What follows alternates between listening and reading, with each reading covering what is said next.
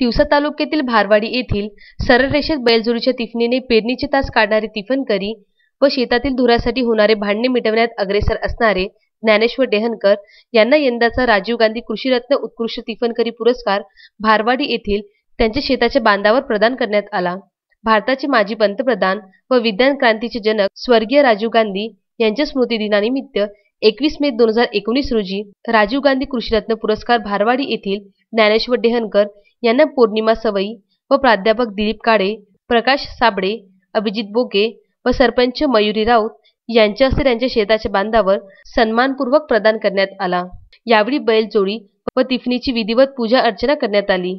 तसेच यावेळी भारताचे माजी पंतप्रधान स्वर्गीय राजीव गांधी व राजीव गांधी कृषीरत्न पुरस्काराचे प्रणेते खासदार स्वर्गीय राजीव सातव यांना शेतकऱ्यांच्या वतीने श्रद्धांजली अर्पण करण्यात आली।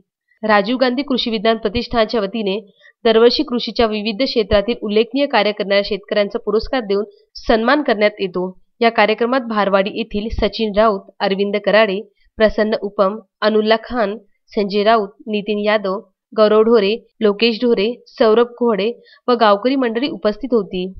रामचंद्र मुंदाने, विदर्भ न्यूज, तिवसा।